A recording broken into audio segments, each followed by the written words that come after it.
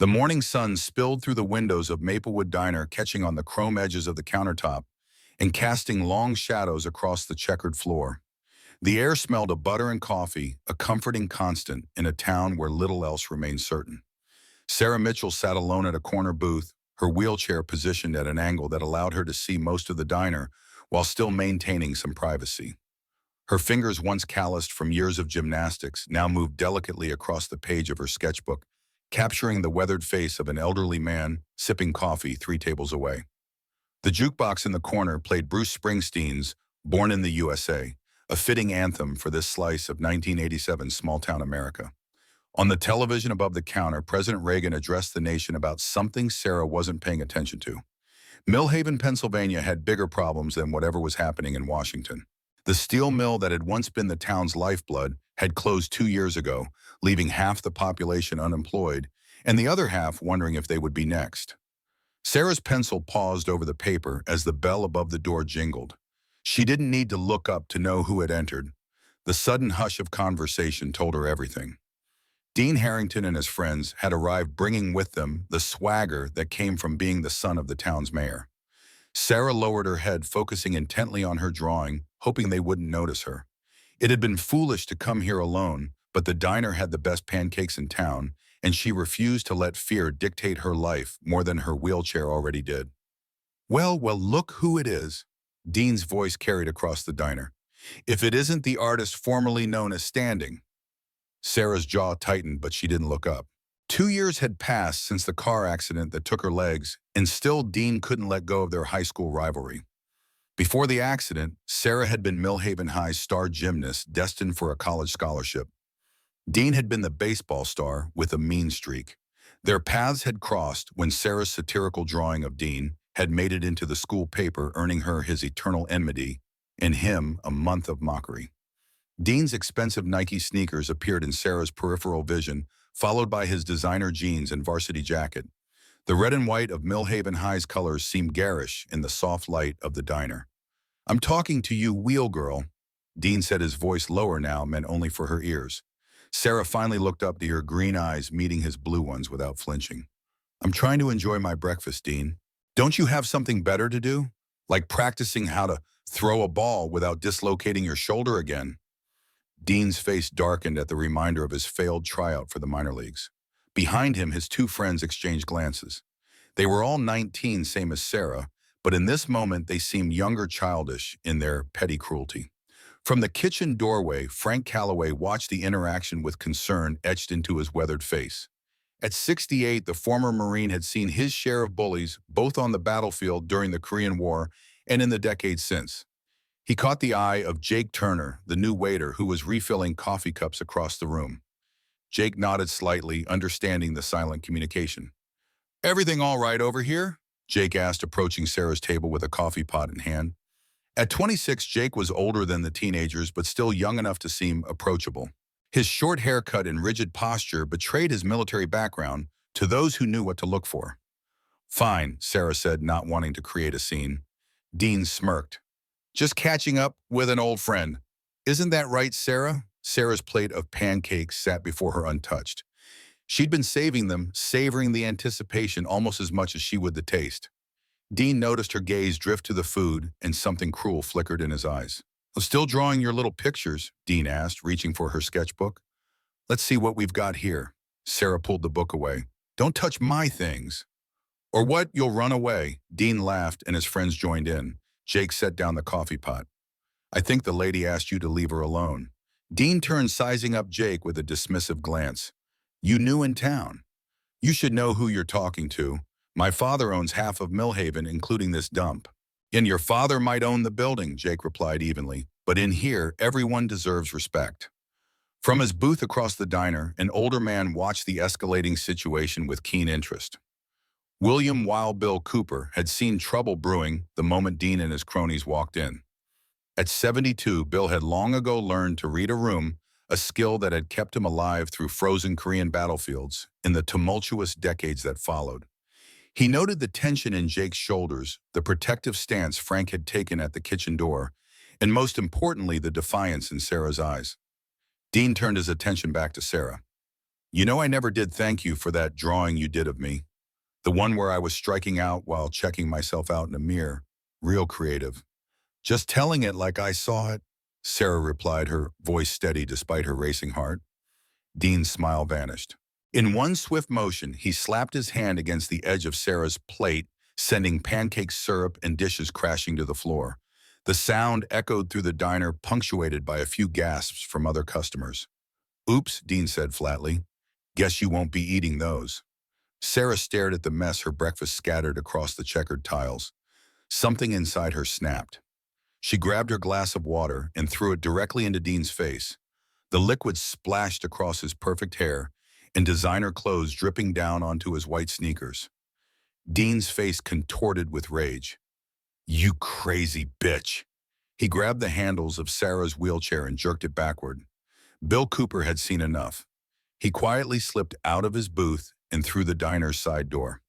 Once outside, he reached into his leather jacket and pulled out a bulky Motorola Dynatac 8000X mobile phone, one of the first of its kind and a testament to his financial success. He dialed a number from memory, waiting as it rang. Code Blue at Maplewood, Bill said quietly when someone answered. Eagle's daughter is in trouble. He ended the call without waiting for a response and returned to the diner. Inside, the situation had escalated. Frank had emerged from the kitchen, a large carving knife in his hand. He wasn't brandishing it as a weapon, but its presence served as a silent warning. That's enough, Frank said, his voice carrying the authority of someone who had commanded men in battle. Dean, you and your friends need to leave, now. Dean's friend had a grip on Sarah's wheelchair, preventing her from moving. Jake stood nearby, clearly calculating whether physical intervention would help or worsen the situation. Mind your own business, old man, Dean sneered at Frank. Unless you want my father to hear about how you threatened the mayor's son with a knife. Sarah raised her hand. I don't need anyone fighting my battles. Despite the tremor in her voice, her words carried strength. She reached into her bag and pulled out her sketchbook, flipping to a page she had completed weeks ago.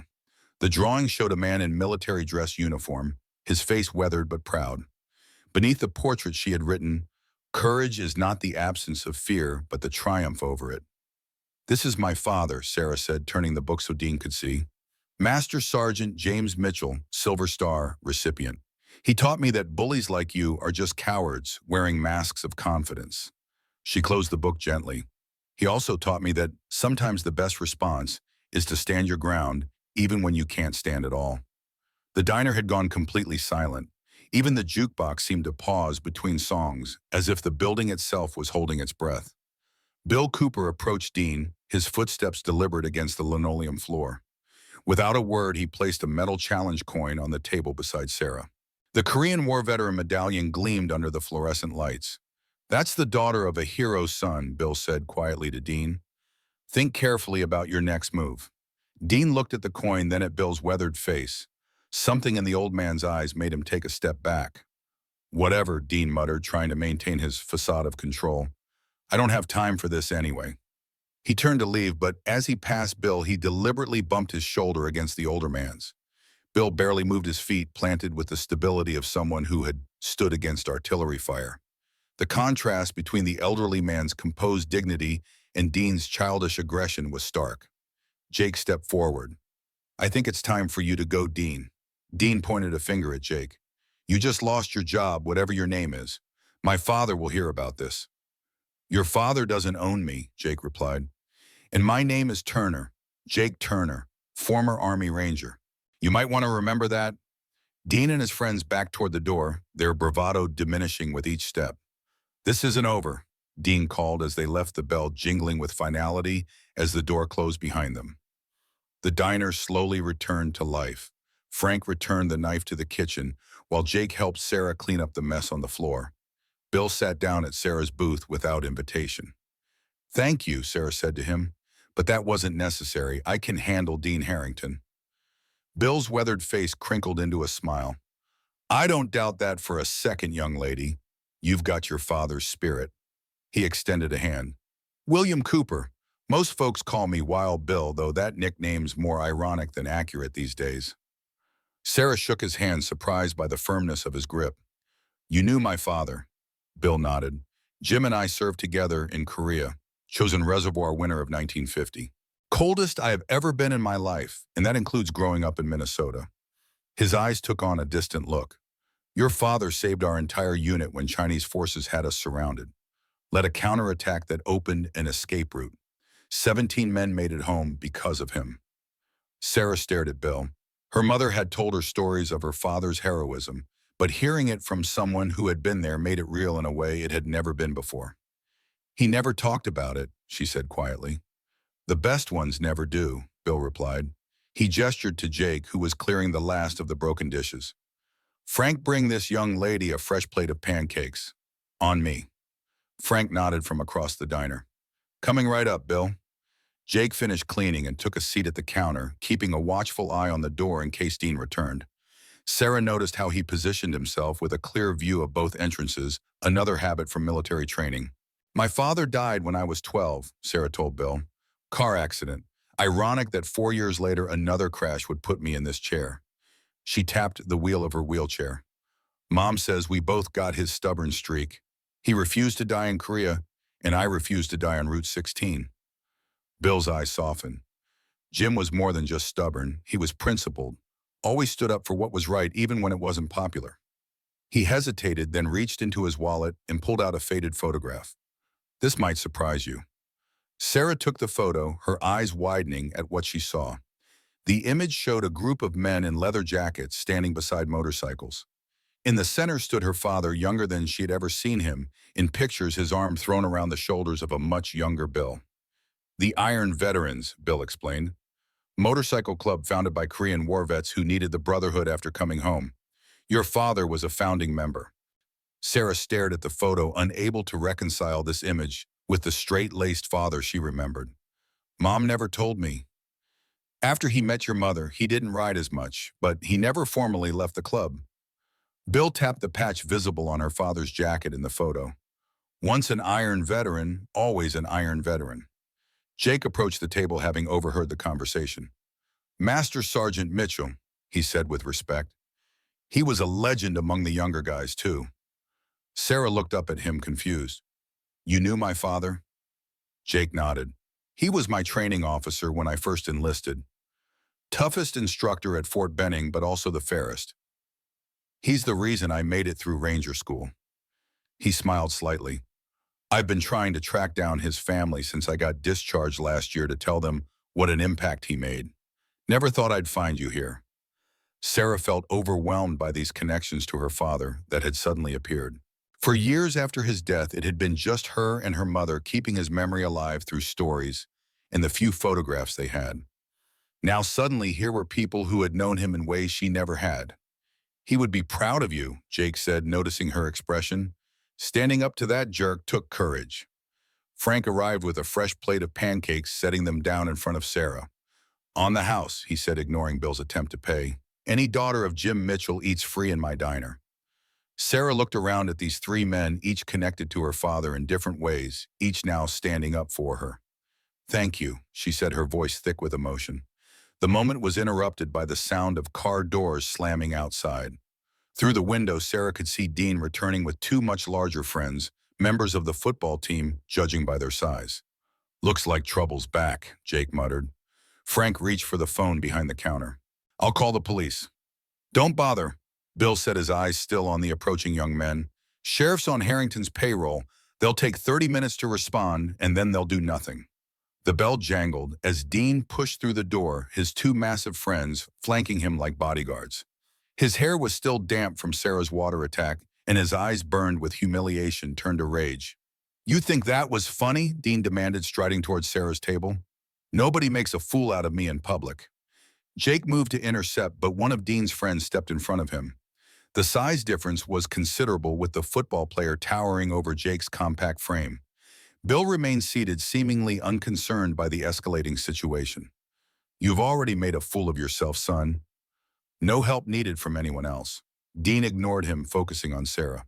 You're going to apologize, right now. Or my friends here are going to take that fancy wheelchair of yours for a ride without you in it. Sarah felt fear curl in her stomach, but refused to show it. I'm not apologizing for defending myself against a bully. Wrong answer, Dean snarled, nodding to one of his friends who moved towards Sarah's wheelchair. Frank emerged from the kitchen again, this time carrying a heavy cast-iron skillet that was still steaming. Touch her, and you'll be eating through a straw for the next 6 months.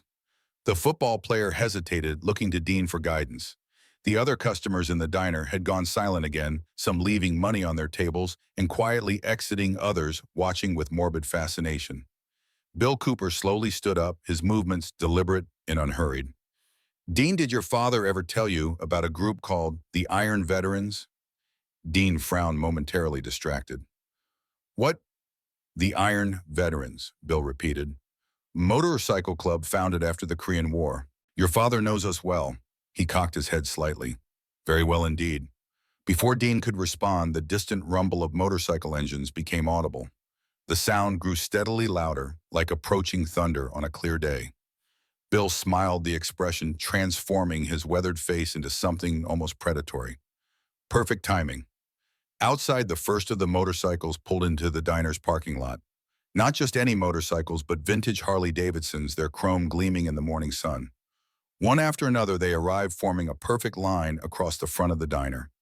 Sarah counted 15 riders, all men in their 60s or older, each wearing a leather jacket emblazoned with the same patch she had seen in the photograph of her father. Dean and his friends moved to the window, watching as the riders dismounted with the practiced ease of men who had been riding for decades. Leading them was a tall, broad-shouldered man with silver hair, cut military short. His beard was neatly trimmed, and despite his age, he moved with the fluid confidence of someone half his years. That's Colonel Jack Thompson, Bill explained to Sarah. Korean War Special Forces, later served in Vietnam and a dozen other conflicts that never made the news. He's been leading the Iron Veterans since your father stepped down. The bell above the door jingled once more as Colonel Thompson entered, followed by two other riders. The colonel surveyed the room with the tactical assessment of a career soldier, his eyes landing briefly on Dean and his friends before finding Sarah. William, he nodded to Bill. This the situation you called about? Bill gestured to Sarah. Colonel meets Sarah Mitchell, Jim's daughter. The colonel's stern expression softened almost imperceptibly. He approached Sarah's table and extended his hand. Your father was one of the finest men I ever knew. It's an honor to meet you, Miss Mitchell. Sarah shook his hand, feeling the calluses that decades of motorcycle riding and military service had left behind. Thank you, sir. Colonel Thompson turned to face Dean, who had backed up slightly, his bravado diminishing in the face of 15 veteran bikers. And you must be Harrington's boy. Dean tried to stand taller. My father is the mayor of this town. I'm well aware of who your father is. The colonel replied, his voice level but carrying an undercurrent of steel. Robert Harrington and I have history. The colonel took a step closer to Dean. Despite his age, he was still an imposing figure with shoulders broadened by decades of physical labor and military service. I understand you've been causing problems for Miss Mitchell here. Dean glanced nervously at his friends, who seemed less eager to intervene now that the odds had shifted dramatically. This is none of your business, old man. A ripple of tension passed through the assembled veterans. Several took steps forward, but the colonel raised a hand, stopping them. You know, son, he said conversationally, one of the first things they teach you in the military is how to read a situation. Right now, you're outnumbered, outflanked, and facing men who've survived far worse than anything you could imagine. He smiled without warmth. But more importantly, you're on the wrong side of right, and that's something your father should have taught you to avoid. Dean's face flushed with anger. Don't talk about my father, you don't know anything. I know Robert Harrington was disciplined for conduct unbecoming an officer during his brief military career, the colonel replied. I know he received a dishonorable discharge after less than a year of service. And I know he's been lying about his military record ever since building his political career on stolen valor. The color drained from Dean's face. You're lying. Sarah watched this exchange with growing understanding. She remembered overhearing her parents talking years ago, her father's voice uncharacteristically angry as he spoke about that opportunist Bob Harrington. Now the pieces were falling into place. Unable to help herself, Sarah reached for her sketchbook and began drawing rapidly, capturing the confrontation unfolding before her. Her pencil moved across the page with a practiced precision, outlining the colonel's commanding presence facing off against the dean's faltering confidence. Dean noticed her drawing and lunged forward, grabbing for the sketchbook. "Stop drawing me, you crippled freak." His movement was so sudden that no one had time to intervene. But before he could reach Sarah, the colonel's hand shot out, grasping Dean's wrist with surprising strength. "That was a mistake, son," the colonel said quietly. Dean tried to pull free, but the older man's grip was like iron. One of Dean's friends moved to help but found his path blocked by two veterans who had silently positioned themselves in the way. "Let go of me," Dean demanded, his voice rising with panic. "When you apologize to the lady," the colonel replied calmly. Dean struggled for another moment before realizing the futility of resistance. "Fine, I'm sorry. Okay, now, let go." The colonel released him, and Dean stumbled backward, rubbing his wrist. His two friends looked to him uncertainly. "Let's get out of here," one of them muttered. "This isn't worth it." Dean looked around at the assembled veterans, at Sarah calmly continuing her drawing, at Jake and Frank standing ready to defend her. For the first time, uncertainty flickered across his face. "This isn't over," he said, but the threat sounded hollow even to his own ears. As Dean and his friends retreated toward the door, it swung open once more. A man in an expensive suit stood, framed in the doorway, his silver hair and confident posture marking him immediately as someone accustomed to authority. Mayor Robert Harrington had arrived. "What's going on here?" he demanded, taking in the scene with obvious displeasure. "I got a call about some kind of disturbance at the diner." His eyes passed over the assembled veterans without recognition at first. Then he spotted Colonel Thompson, and his face went rigid with shock. "Jack," he said, his voice carefully controlled, "it's been a long time." "Not long enough, Bob," the colonel replied. "We need to talk." Robert glanced at his son, noting the damp clothes and red wrist. "Dean, wait in the car." "But Dad." "Now, Dean." The command was absolute. Dean shot one final glare at Sarah before leaving his friends following close behind. The mayor gestured toward the back of the diner. "Is there somewhere we can speak privately?" Frank nodded. "My office." As the mayor and the colonel disappeared into the back room, the tension in the diner began to dissipate. The other veterans spread out, some taking seats at the counter, others introducing themselves to Sarah. One of them, a burly man with a full white beard, pointed to her drawing. "You've got talent, just like your dad said." Sarah looked up in surprise. "My father talked about my drawing." The man nodded. "Jim was always showing us your artwork, bragging about how his little girl was going to be a famous artist someday. He carried some of your drawings in his wallet." Tears pricked at Sarah's eyes. She had always drawn for herself a private passion that helped her process the world. The idea that her father had been proud enough of her talent to share it with his friends touched her deeply. Another veteran approached this one wearing a patch that identified him as a medic. "Your father saved my life at Chosin. Carried me 3 miles through snow after I took shrapnel in both legs." He tapped Sarah's wheelchair. "Guess we've got something in common now." Sarah smiled through her tears. "I guess we do." More veterans gathered around, each with a story about her father. Sarah listened, absorbing these new dimensions of the man she had lost too soon.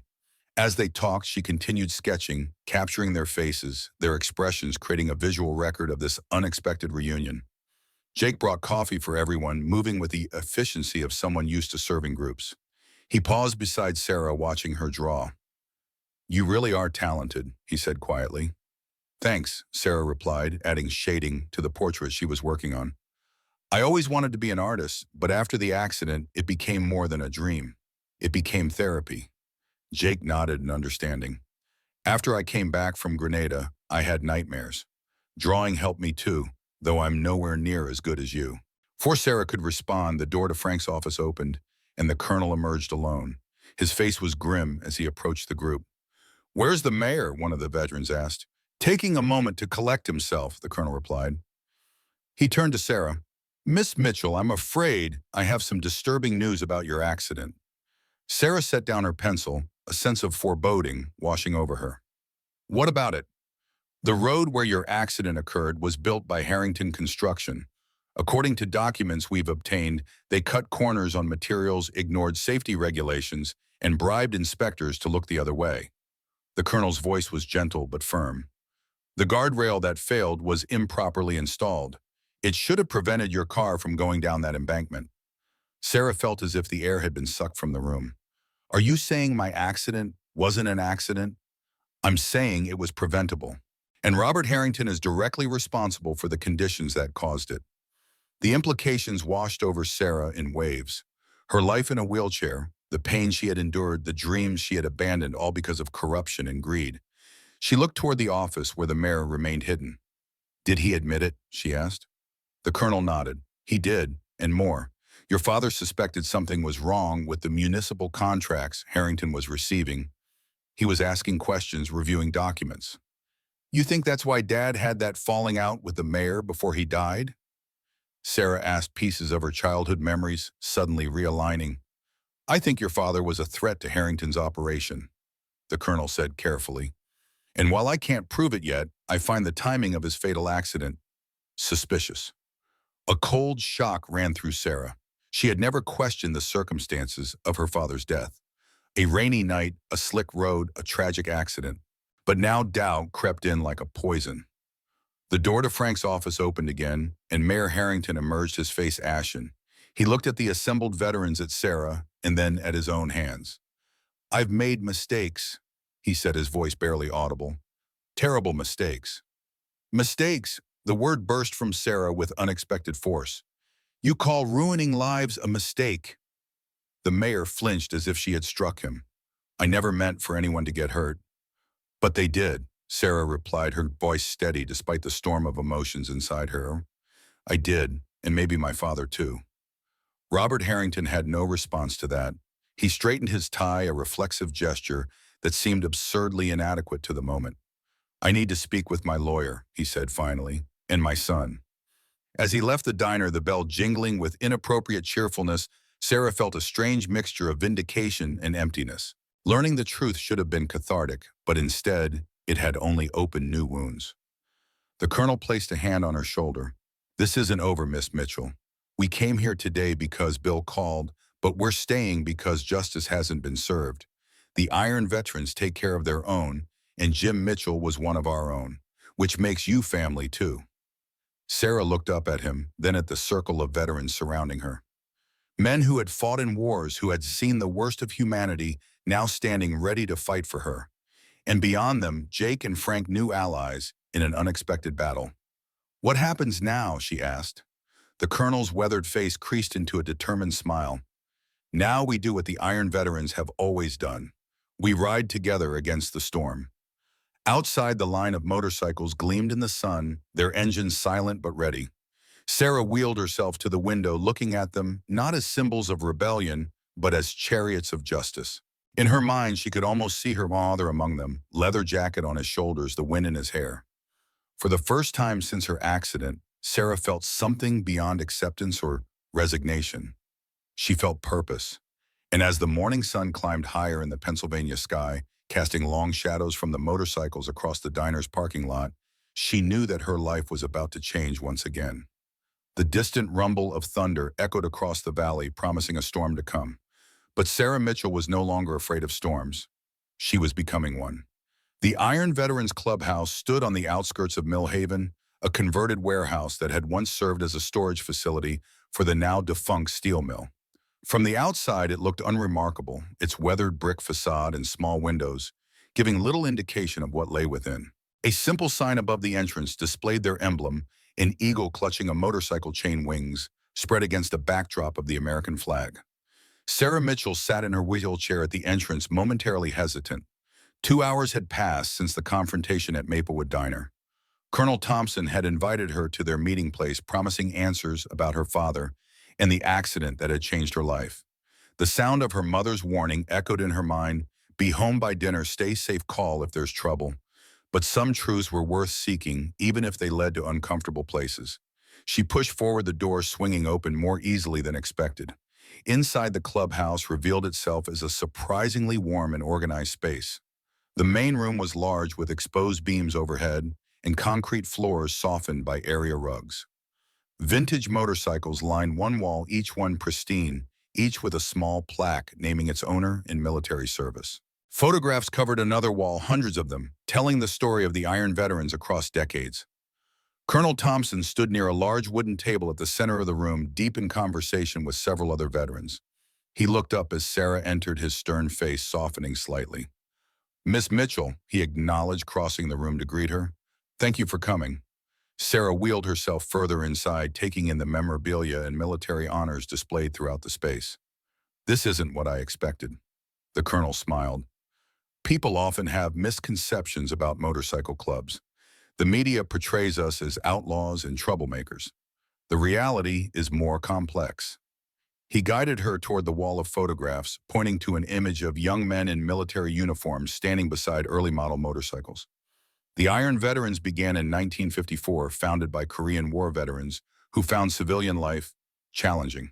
Back then, the country understood World War II soldiers, but Korea was the forgotten war. Many returned to find no parades, no recognition, and precious little support. Sarah studied the photograph, recognizing a much younger Wild Bill among the men. "Why motorcycles?" "Freedom," the colonel said simply. "After the regimented life of the military and the confines of frozen foxholes, there's something liberating about the open road. The brotherhood we had in combat, we found again in riding together." He moved down the wall, stopping at another photograph. This one showed a larger group in the late 1960s, and there in the center stood Sarah's father. He looked young and carefree, his arm thrown around Bill Cooper's shoulders, both wearing the Iron Veterans leather jackets. "Your father joined in 1967, shortly after returning from his first tour as an advisor. He found in us what many veterans seek: understanding without explanation. Civilians mean well, but they can't comprehend what we've seen, what we've done." The colonel tapped the photo gently. "But Jim understood, and we understood him." Sarah stared at the image of her father, so different from the stern but loving man she remembered. "I never knew any of this. Mom never mentioned his involvement with the motorcycle club." "Eleanor had her reasons, I'm sure." The colonel guided her wheelchair toward the central table where several other veterans had gathered. "Jim stepped back when you were born, wanted to be the father you deserved. But he never formally left. Once an Iron Veteran, always an Iron Veteran." The men around the table stood as Sarah approached. She recognized some from the diner earlier, but others were new faces, all bearing the unmistakable mark of age and experience. The colonel introduced them one by one, each with his rank and service history. Major Reynolds, Air Force, Korea and Vietnam. Sergeant Williams, Army, Lebanon. Corporal Martinez, Marines, Grenada. The list continued, a living chronology of American military engagements. "And this," the colonel said, indicating a woman in her late 50s who had just entered from a side room, "is Dr. Eleanor Doc Martinez, former Army nurse and one of our most valued members." Doc Martinez had silver streaks through her dark hair, pulled back in a practical ponytail. Her face bore the lines of someone who had seen too much suffering, but her eyes remained sharp and assessing. She stepped forward, extending a hand to Sarah. "Your father spoke of you often," she said, her voice carrying a subtle accent. "He was very proud of your determination." Sarah shook her hand, surprised by the firm grip. "You're not what I expected to find in a motorcycle club." Doc smiled. "I had to fight twice as hard for my place here. First as a Hispanic woman in the military medical corps, then as a female rider in a predominantly male world." She pulled up a chair beside Sarah. "But like you, I refuse to let others define my limitations." Colonel Thompson cleared his throat, bringing the group's attention to the matter at hand. "For those who weren't at the diner this morning, Terme has learned some disturbing information about her accident and potentially about her father's death." He laid out the facts, methodically explaining Robert Harrington's confession about the substandard materials used in the road construction. As he spoke, Sarah noticed Wild Bill quietly enter the room, taking a position near the back, his face grim. "What we know," the colonel continued, "is that Harrington Construction has been cutting corners on municipal projects for years. What we suspect, but cannot yet prove, is that Jim Mitchell discovered this before his death." Sarah leaned forward in her wheelchair. "Do you think Mayor Harrington had my father killed?" A heavy silence fell over the room. The colonel chose his words carefully. "We have no direct evidence of that. What we do have is a pattern of suspicious accidents involving people who crossed Robert Harrington. 3 in the last decade, all ruled accidental, all convenient for his business interest. And now we have his son terrorizing Jim's daughter," Wild Bill added from the back of the room. "That's no coincidence." Sarah felt a cold certainty settling in her stomach. The car crash that took her father had always seemed like a cruel twist of fate. Now it looked increasingly like something more sinister. "What do you plan to do?" she asked. The colonel exchanged glances with the other veterans before responding. "We're going to expose Robert Harrington's corruption and bring him to justice through legal channels. We may be bikers, but we're not vigilantes. We respect the law even when others don't."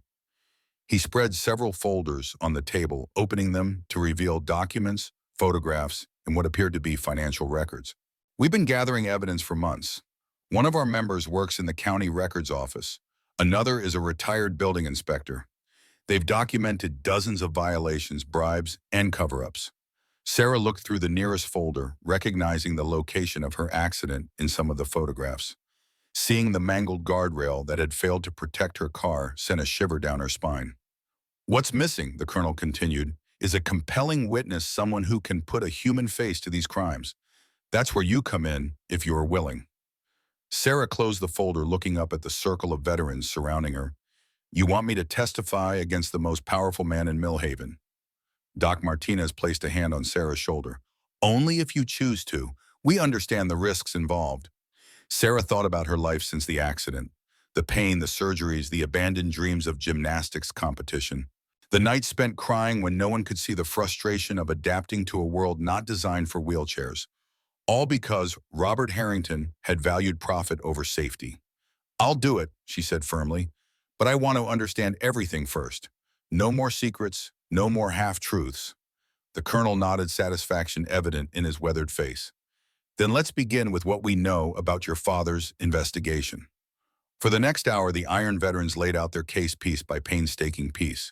They showed Sarah municipal contracts with inflated costs, inspection reports with forged signatures, and bank records showing suspicious deposits to local officials. Throughout their presentation, Sarah took notes and made quick sketches, her artist's eye capturing details that might otherwise be missed. The door to the clubhouse opened again, admitting Jake Turner, the young veteran from the diner. He carried a paper bag that emitted the enticing aroma of food. "Thought you all might be hungry," he said, setting the bag on a side table. "Frank sent these over from the diner." Colonel Thompson introduced Jake to those who hadn't met him at the diner, explaining his connection to Jim Mitchell. "Jake served under your father during his training at Fort Benning. He's offered to help with our investigation." Jake nodded to Sarah. "I owe your father. He saw potential in me when others didn't." As they ate the sandwiches, Jake had brought the conversation turned to strategy. How to present their evidence, which authorities to approach, how to protect Sarah from retaliation. The veterans spoke with the precision of men accustomed to planning operations, considering contingencies and fallback positions. The town council meeting next week would be the ideal venue, Major Reynolds suggested. Public record media presence, maximum exposure. "Harrington controls the council," Sergeant Williams countered. "They'll shut it down before we can present anything meaningful." "Not if we bring state investigators," Wild Bill argued. "I have contacts in Harrisburg who would be very interested in municipal corruption." As the debate continued, Sarah found herself studying the veterans with an artist's perspective. These men, mostly in their 60s and 70s, should have been enjoying peaceful retirements. Instead, they were plotting like commandos, bringing their military training to bear against corruption in their hometown. There was something both tragic and inspiring about their determination. A sudden commotion outside interrupted the discussion. The distinctive sound of a car engine revving aggressively, then tires squealing on pavement. Colonel Thompson moved to the window with surprising speed for a man his age. "Harrington's boy," he reported grimly. "And he's not alone." Sarah wheeled herself to another window. Outside, Dean's Camaro sat idling in the parking lot, headlights illuminating the row of parked motorcycles. Beside it was a police cruiser, its light bar flashing, but siren silent. "Sheriff Morris," Wild Bill growled. "Harrington's lapdog." They watched as Dean emerged from his car, pointing animatedly at the clubhouse while talking to the sheriff. Even from a distance, his body language conveyed angry determination. "What's he doing here?" Sarah asked. "Looking for trouble," the colonel replied, "and hoping to intimidate us with his father's influence." The sheriff nodded to Dean, then approached the clubhouse door alone, his hand resting casually on his holster. The doorbell rang, its ordinary sound incongruous with the tension of the moment. Colonel Thompson moved to answer it, signaling the others to stay back. "Be civil," he advised, "but record everything." Doc Martinez discreetly positioned herself near Sarah, a protective gesture that didn't go unnoticed. Jake took up a position near the door, his stance relaxed but ready. The colonel opened the door, revealing Sheriff Morris, a heavy-set man in his 50s, with a florid face and suspicious eyes. "Evening, Sheriff. What brings you to our humble establishment?" The sheriff peered past him, scanning the room until his gaze settled on Sarah. "Got a complaint about a disturbance at Maplewood Diner this morning. Witness says your club members were harassing the mayor's son." "That's interesting," the colonel replied mildly, "because we have multiple witnesses who saw the exact opposite. The mayor's son assaulting a disabled young woman, destroying property, and making threats." Sheriff Morris's expression didn't change. "Well, now that's not what I heard. And seeing as the young lady in question is here with you, I'd say that supports the harassment claim." Sarah wheeled herself forward despite Doc's restraining hand. "I'm here voluntarily, Sheriff. These men helped me when Dean Harrington attacked me. There are at least a dozen witnesses who can confirm that." The sheriff regarded her with thinly veiled contempt.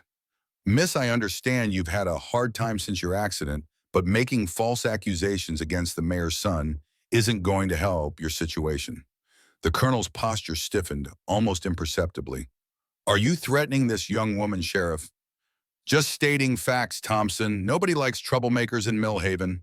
The sheriff's hand still rested on his holster, a subtle reminder of his authority. "Now I'm going to need statements from everyone who was at the diner this morning." "Of course," the colonel agreed easily. "We'll all be happy to provide sworn notarized statements. I assume you'll be collecting the same from all witnesses, including Frank Calloway and his staff." The sheriff frowned, clearly not expecting cooperation. "That won't be necessary. Just tell your people to stay away from Dean Harrington." The mayor is quite concerned about this harassment. Wild Bill stepped forward, his weathered face set in lines of barely controlled anger. "Funny how the mayor finds time to worry about his son being embarrassed, but not about the people injured by his company's negligence." Sheriff Morris's eyes narrowed. "Careful, Cooper. Slander is a serious charge." "So is criminal negligence," Bill retorted. "And evidence doesn't lie, even when officials do." The tension in the room was palpable. Sarah could feel the veterans around her coiling like springs, decades of military discipline holding back their anger. Even Jake, the youngest among them, had assumed the watchful stillness of a predator. The sheriff sensed the shift in atmosphere and took a step back toward the door. "You folks want to be careful about making accusations you can't back up. This is a small town with a long memory." "Indeed it is," the colonel agreed, his voice deceptively pleasant. "And we've been remembering things for a very long time. Now, unless you have an actual warrant or legitimate police business, I believe we're done here." Sheriff Morris hesitated, clearly weighing his options. Finally, he nodded curtly. "We'll be watching you. All of you." His gaze lingered on Sarah before he turned and left. Through the window, they watched as he returned to his cruiser, speaking briefly with Dean before both vehicles departed, tires spitting gravel. "That went well," Doc Martinez said dryly once they were gone. The colonel closed and locked the door. "About as expected, Robert's using his influence to try to intimidate us." "It won't work," Wild Bill declared, though his confident tone didn't quite reach his eyes. "We've faced worse than corrupt small-town officials." Sarah looked around at the veterans, seeing the concern behind their determined expressions. "I've put you all at risk, haven't I?" The colonel shook his head firmly. "We chose this fight long before you arrived, Miss Mitchell. Your father started asking questions about Harrington construction years ago. We're simply continuing his work." Jake, who had remained silent during the sheriff's visit, finally spoke. "They'll be watching the clubhouse now, and probably Sarah's home too."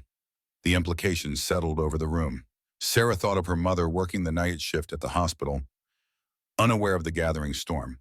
"I need to warn my mom." "We'll handle that," Doc assured her. "One of our members will make sure she gets home safely tonight, and will explain everything." Colonel Thompson returned to the central table, gathering the folders they'd been reviewing. "This changes our timeline. Harrington knows we're onto him now. We need to move quickly before evidence starts disappearing." The veterans shifted into planning mode again, discussing secure storage locations for their documents, witness protection strategies, and contingency plans. Sarah watched them work, impressed by their methodical approach. These were not hot-headed vigilantes, but disciplined strategists applying military precision to a civilian problem. The clubhouse door opened again, this time admitting a young woman in her early 20s. She carried a laptop case and had the harried look of someone perpetually rushed. "Sorry I'm late," she announced to the room. "Traffic was insane coming from Harrisburg." The colonel gestured her over. "Sarah, this is Jessica Reed. She's a reporter for the Tribune and the granddaughter of one of our founding members." Jessica offered a quick smile and a handshake to Sarah. The colonel's being modest. "My grandfather was killed in Korea. The Iron Veterans put me through journalism school." She set her laptop on the table. "And now I get to repay that debt by helping expose Robert Harrington." Sarah immediately liked Jessica's direct approach. "You're going to publish the story?" "That's the plan," Jessica confirmed, opening her laptop. "But I need rock-solid evidence and compelling testimony. The Tribune's lawyers are nervous about taking on someone with Harrington's resources." The colonel spread their evidence folders before Jessica. "Will this be enough?" As Jessica reviewed the documents, Sarah found herself sketching the scene. The eager young reporter, the circle of aged veterans, the folders containing evidence of corruption. There was something powerful in the image, a passing of the torch from one generation to another. "This is good," Jessica said, finally looking up from the files. "But without testimony from witnesses, it's circumstantial. We need people willing to go on record." All eyes turned to Sarah. She met their gazes steadily. "I already said I would." Jessica studied her thoughtfully. "It won't be easy. Harrington will try to discredit you, portray you as bitter about your accident, possibly even question your mental stability." "I'm aware of the risks," Sir Sarah replied, "but I'm also my father's daughter." The colonel nodded with approval. "We'll need more than just Sarah's testimony. Jake, you witnessed Dean's behavior today. Will you go on record?" Jake didn't hesitate. "Absolutely. Frank will too," Wild Bill added, "and probably some of the other diner customers." Jessica made notes on her laptop. "Good start, but we need someone on the inside. Someone who can corroborate the falsified inspection reports and bribery allegations." A heavy silence fell over the room. Such a witness would be risking not just their reputation, but potentially their safety. The clubhouse door opened once more, this time without a knock. Every head turned, veterans instinctively reaching for weapons they no longer carried. But it was Dean Harrington who stood in the doorway alone, his usual arrogance replaced by an expression Sarah had never seen on him before: uncertainty. "I want to talk," he said, his voice lacking its usual swagger. "About my father." The reaction was immediate. Jake stepped between Dean and Sarah, his stance protective. Wild Bill moved to flank Dean, cutting off any potential retreat. The colonel remained where he was, studying the young man with calculating eyes. "You've got nerve coming here," Wild Bill growled. Dean raised his hands in a placating gesture. "I came alone, no sheriff, no backup." "Why, hey?" the colonel asked simply. Dean's gaze found Sarah's. "Because she deserves to know the truth, and because I'm tired of being part of the lie." The colonel nodded to Jake and Bill, who reluctantly stepped back, though they remained alert. "Come in then, but understand if this is some kind of trick, you'll regret it." Dean entered cautiously, acutely aware of the hostile stares from every veteran in the room. He reached slowly into his jacket, freezing when several men tensed visibly. "Just papers," he explained carefully, withdrawing a folded envelope. "Documents from my father's office." He approached the central table, placing the envelope before the colonel. "These are copies of internal memos about the Route 16 project where Sarah had her accident. They detail the substandard materials used and the inspection reports that were falsified." The colonel opened the envelope, examining the contents, with Wild Bill looking over his shoulder. Jessica leaned forward, her reporter's instincts clearly engaged. "Why are you giving us this?" Sarah asked Dean directly. Dean met her gaze, then looked away, shame evident in his posture. "My father isn't who I thought he was. After what happened at the diner, he told me things, justifying his actions, explaining how business works in the real world." His voice took on a bitter edge. He was proud of it, proud of cheating and bribing and cutting corners. Said it was just being smart. Sarah studied him, searching for signs of deception, but finding only what appeared to be genuine distress. "And you suddenly developed a conscience." Dean winced at her tone but nodded. "I've been a jerk to you, to a lot of people. I won't pretend otherwise. But I never wanted anyone to get hurt." He gestured to the documents. When I realized my father's company was directly responsible for your accident, it changed things. The colonel finished reviewing the papers and looked up at Dean. These appear genuine, but they're not enough on their own. We'd need your testimony to authenticate them. I know, Dean acknowledged, and I'll do it. Whatever it takes to make this right.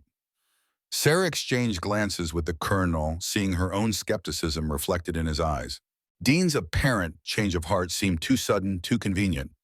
Why should we trust you? Wild Bill demanded, giving voice to everyone's doubt. A few hours ago, you were threatening Sarah. Now you want to help her. That doesn't add up. Dean's shoulders slumped. I don't expect you to trust me. I haven't earned that. But these documents are real, and I'll testify to that under oath. Jessica interrupted her reporter's instincts, clearly sensing a story angle. Dean, are you willing to go on record about your father's business practices, with your name attached to the statements? Yes, Dean said without hesitation. I'm done being his puppet. The colonel studied Dean with the assessing gaze of someone who had seen men at their best and worst. Understand what you're proposing. Your father won't forgive this betrayal. You'll be cutting ties with your family, potentially facing threats or worse. I know, Dean replied, but I can't keep living with this. Not after seeing what it's done to people like Sarah. Sarah wheeled herself closer to Dean, noting how he forced himself not to step back. If this is a trick or some kind of trap to discredit us later, I will personally make sure everyone in Millhaven knows exactly what kind of man you really are. Dean met her eyes directly for the first time. Fair enough. The colonel made a decision. We'll verify these documents independently. In the meantime, you'll stay here where we can keep an eye on you. Dean nodded, seemingly relieved rather than concerned by the prospect of being detained. There's something else you should know. My father is holding a press conference tomorrow morning. He's going to publicly accuse your group of harassment and intimidation. This news rippled through the assembled veterans. Colonel Thompson's expression hardened, trying to control the narrative. Classic diversion tactic. We need to counter this immediately, Jessica said, already typing rapidly on her laptop. If he frames this as disgruntled veterans harassing a public official, it undermines our entire investigation. Can you get a story out tonight? The colonel asked her. Jessica nodded confidently. I have enough for a preliminary piece. Mayor accused of construction fraud, possible link to tragic accidents. My editor will run it if I can get two named sources. You have me, Sarah volunteered immediately. And me, Jake added. Jessica smiled grimly. Good enough for now. I'll need detailed statements from both of you before I leave. As Jessica prepared to interview Sarah and Jake, Doc Martinez approached Dean. You look exhausted, young man. When did you last eat? Dean seemed startled by the question, by the first hint of kindness he'd received since arriving. This morning, I guess. Doc nodded as if this confirmed a diagnosis. Sit down before you fall down. I'll find you something to eat while the colonel decides what to do with you. Dean obeyed, sinking into a chair near the wall, suddenly looking every bit his 19 years a boy and over his head, caught between opposing forces. Colonel Thompson conferred quietly with Wild Bill and several other veterans, occasionally glancing toward Dean. Sarah couldn't hear their discussion, but their body language suggested disagreement. Jake positioned himself near Sarah. Jessica began her interview, recording their statements about the morning's events and the evidence they had uncovered. Throughout the process, Sarah found herself watching Dean trying to reconcile the bully from the diner with this subdued figure accepting a sandwich from Doc Martinez. People were complex, she reminded herself. Her father had been both the stern disciplinarian she remembered and the young biker in the photographs. Perhaps Dean Harrington contained similar contradictions. Jessica finished her interviews and packed up her laptop. I'll file this story tonight. It should hit the morning edition and the wire services. Once it breaks, we'll have a small window before Harrington starts damage control. The colonel nodded. We'll be ready. Bill escort Jessica back to her car and make sure she leaves safely. As Wild Bill and Jessica departed, the colonel turned his attention back to Dean. If you're sincere about helping us, we'll need everything you know about your father's operation. Names, dates, projects that might have similar defects. Dean straightened in his chair. I can do that, and I know where he keeps his private files, the ones that would never appear in official records. The colonel raised an eyebrow. You'd help us obtain those, yes, Dean confirmed, but we'd have to move quickly. Once he realizes I've turned against him, he'll destroy everything. Sarah watched this exchange with growing concern. Isn't that breaking and entering? I thought we were doing this legally. There are legal ways to obtain evidence, the colonel assured her. Search warrant subpoenas. But those require official investigations, which require evidence to initiate.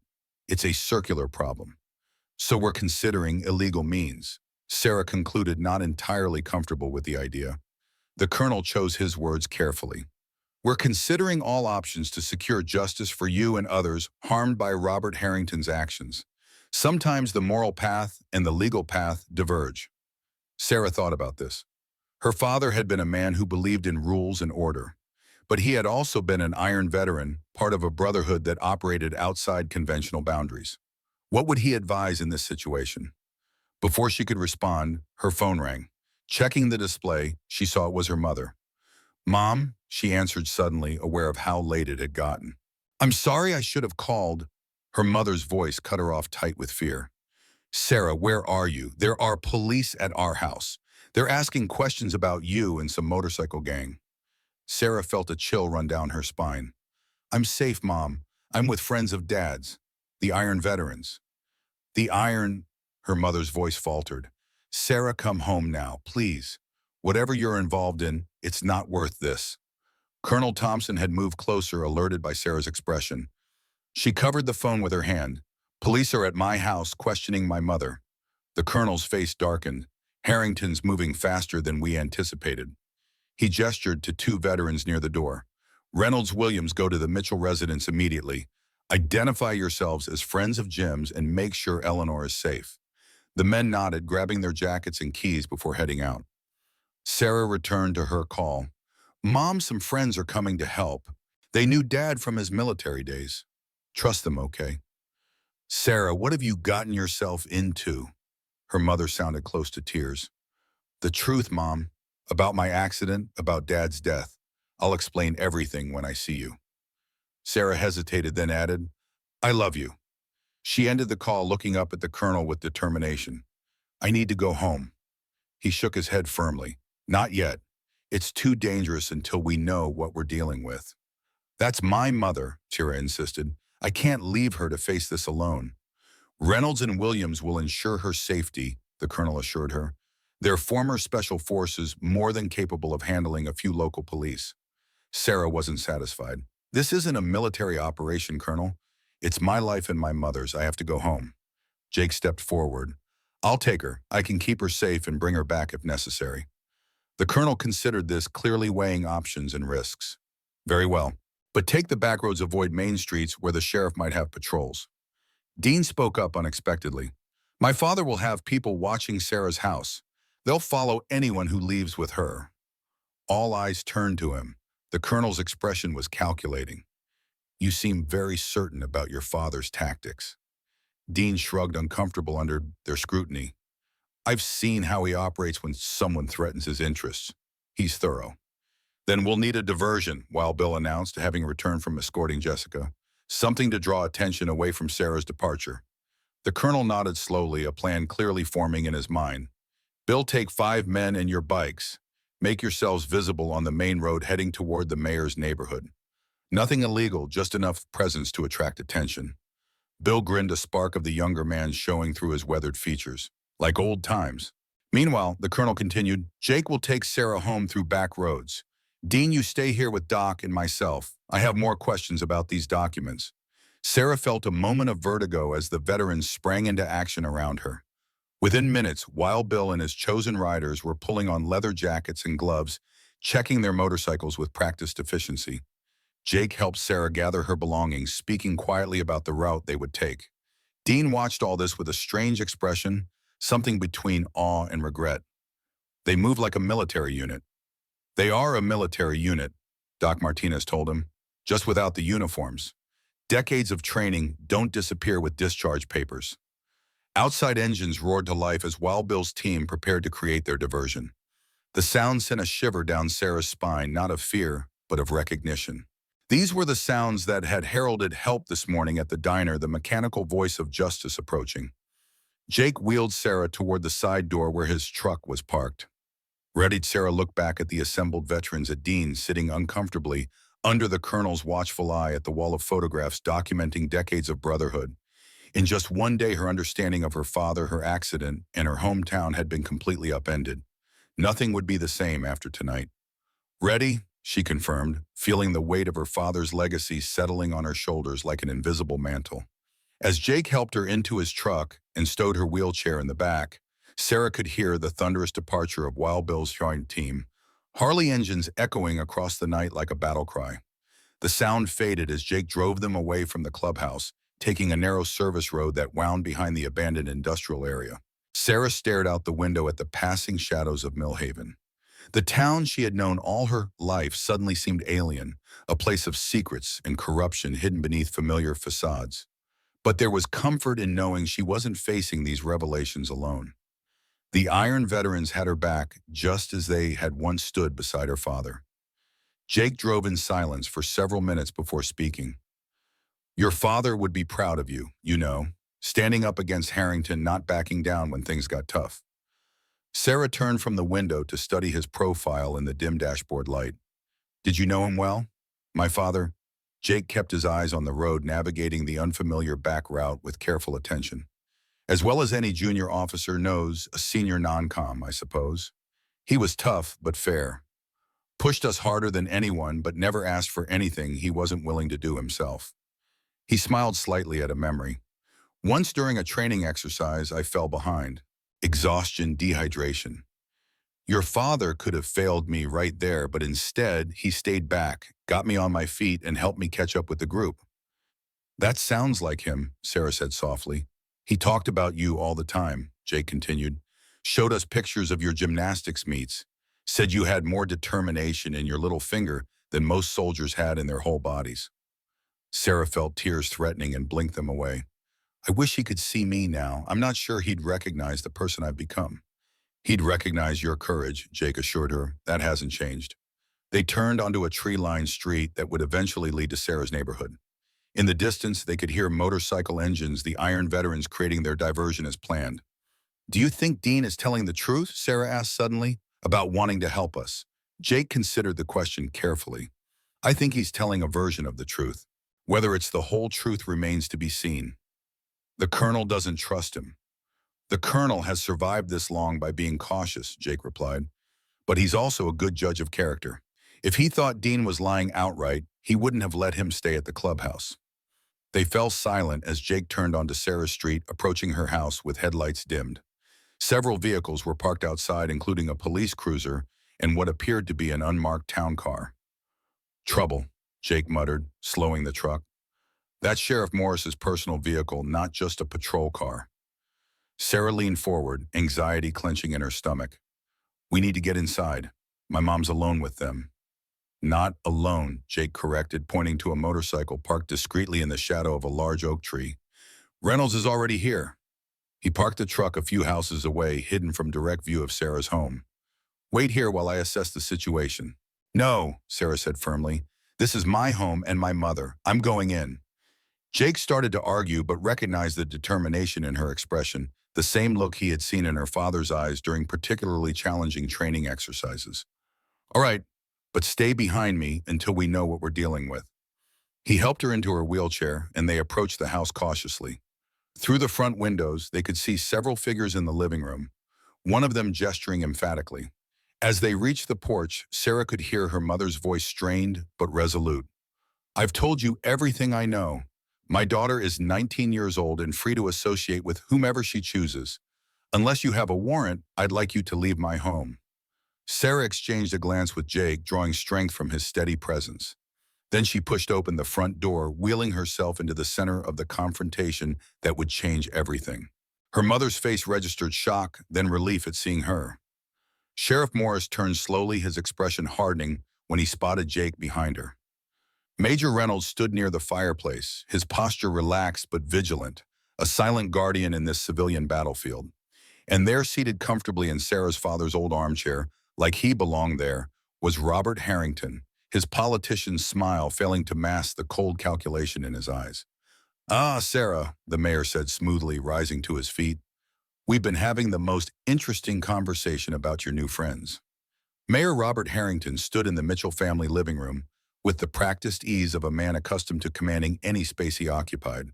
His tailored suit and carefully styled silver hair projected authority and success, the very image of the respected public servant he pretended to be. But Sarah saw him differently now. The facade had cracked, revealing the corruption beneath. "Sarah," her mother said, voice tight with worry, "where have you been? These men have been asking questions about you and some motorcycle club." Before Sarah could answer, Sheriff Morris stepped forward, thumbs hooked in his belt loops, in a posture of casual dominance. "Miss Mitchell, we have concerns about your association with known troublemakers. The Iron Veterans have a history of disruptive behavior in this county. Is that what you call standing up for the truth, Sheriff?" Sarah kept her wheelchair positioned between Jake and her mother, creating a united front. "Or is troublemaker just your term for anyone who questions the mayor's business practices?" Robert Harrington's politician's smile never wavered, though something cold flickered in his eyes. "Sarah, I understand you're upset about your accident. It was a terrible tragedy. But allowing these men to manipulate your grief into a vendetta against me won't help your recovery." "Mm.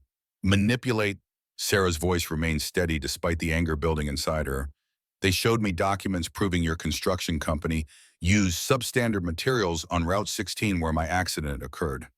Materials that failed when they should have protected me." Sheriff Morris shifted uncomfortably, glancing toward the mayor for guidance. Robert maintained his composed expression, though a muscle twitched in his jaw. "Young lady," he said with practiced patience, "construction contracts and material specifications are complex matters. Whatever papers these men showed you were likely taken out of context or deliberately misinterpreted to serve their agenda." Major Reynolds, who had remained silent by the fireplace, finally spoke. "Their agenda being justice for a young woman paralyzed by corporate negligence." Robert turned, seeming to truly notice Reynolds for the first time. "I don't believe we've been introduced." "Major Thomas Reynolds, United States Army, retired," the veteran replied with military precision. "I served with Jim Mitchell in Korea, and I've reviewed those documents myself." Sarah's mother moved to stand beside her daughter's wheelchair, her initial shock giving way to protective anger. "Robert, why are you really here? Because it seems like you're trying to intimidate my daughter."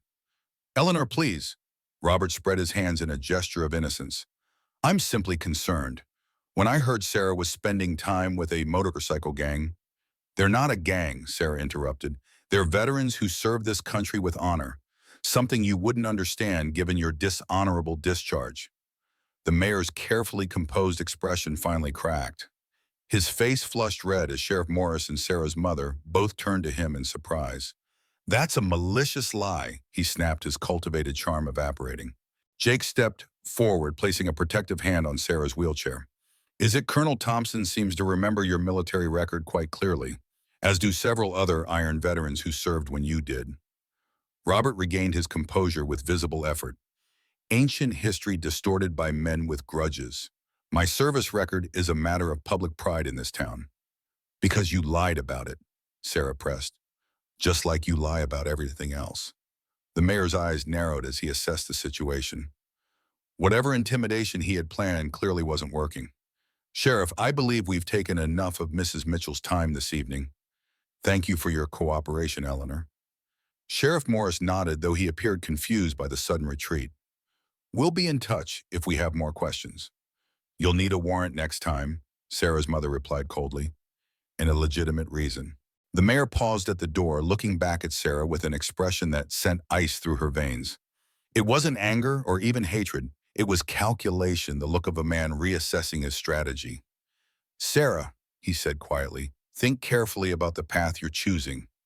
Some roads once taken don't lead back home." After they left, Sarah's mother sank onto the sofa, the strain of the confrontation finally showing in her face. "What have you gotten involved in?" Sarah, the mayor, and sheriff in our living room making veiled threats. Sarah wheeled herself closer, taking her mother's hands. "Mom, there's so much you don't know. About my accident, about Dad's death. The Iron veterans have evidence that Mayor Harrington's company deliberately cut corners on road safety. The guardrail that failed when my car went off the road was improperly installed and inspection records were falsified." Her mother's face paled. Are you saying your accident wasn't just bad luck? It was negligence at minimum, Jake confirmed, introducing himself properly to Sarah's mother. Ma'am, I served under your husband years ago. These veterans revered him, and they've been gathering evidence about Harrington construction for months. Major Reynolds added, Jim was investigating Robert Harrington before his death. We believe he discovered the same corruption we've now documented. Eleanor Mitchell's hands trembled slightly as she processed this information. James never mentioned any investigation to me. He probably wanted to protect you, Sarah suggested, just like he never told me about his involvement with the Iron Veterans. Her mother looked away, a complicated expression crossing her face. He did tell me. I asked him to keep it from you. I wanted you to see your father as the respectable military man, not a biker. Sarah stared at her mother in shock. You knew it all this time? Eleanor nodded. Those men were his brothers in many ways. They were at his funeral, though they stayed in the background, out of respect for my wishes.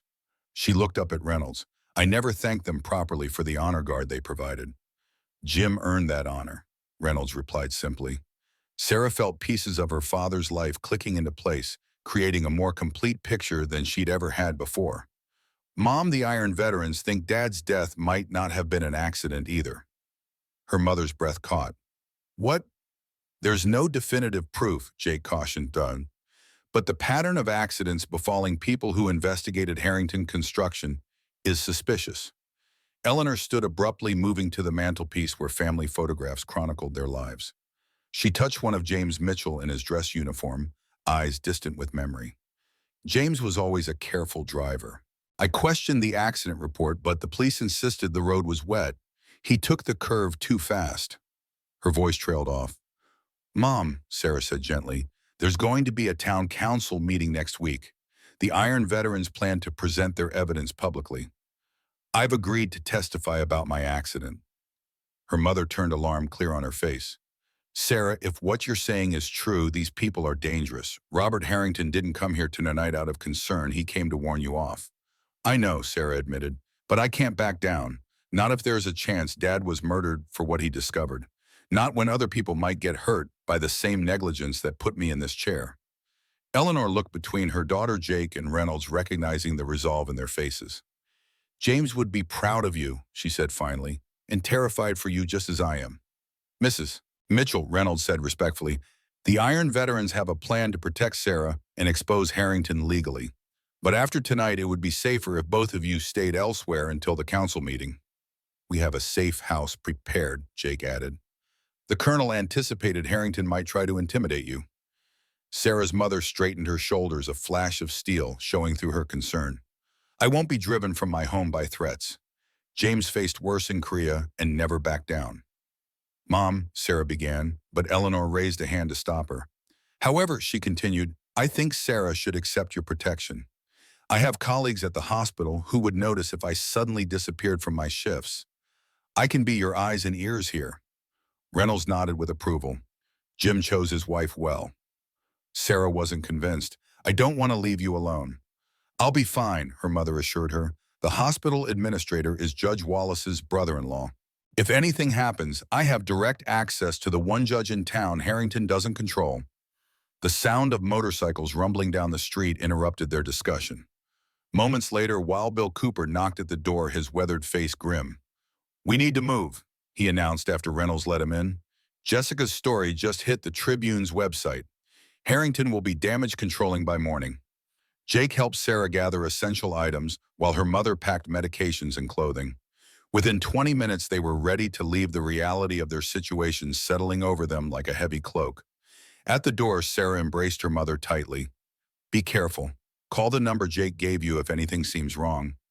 You're the one walking into the fire, Eleanor replied, kissing her daughter's forehead. Your father used to say courage isn't about being fearless, it's about doing what's right despite the fear.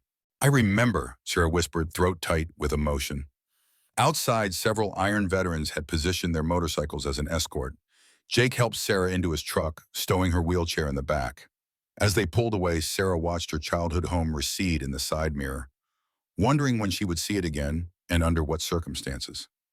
The safe house turned out to be a cabin owned by one of the veterans, situated on 20 acres of woodland about 30 miles outside Millhaven. Remote enough to be secure, close enough to return quickly if needed. The cabin was surprisingly accessible with a recently constructed ramp to the porch and widened doorways that accommodated Sarah's wheelchair. Doc Martinez had us modify it last month, Wild Bill explained as they arrived. Said we needed a medical recovery location. Now we know what she was planning. Inside the cabin was simple but comfortable. A main room with a stone fireplace, 2 bedrooms, and a kitchen stocked with supplies. Colonel Thompson was waiting for them, along with Doc Martinez, and surprisingly Dean Harrington, who sat uncomfortably at the kitchen table. Your father made his move, the colonel said without preamble. Sheriff Morris and 2 deputies searched the clubhouse after you left. Fortunately, we anticipated this and relocated our evidence. Is everyone okay? Sarah asked, concerned for the veterans who had remained behind. Fine, the colonel assured her. They had a warrant technically legal if obviously manufactured, so we cooperated fully. They found nothing of value.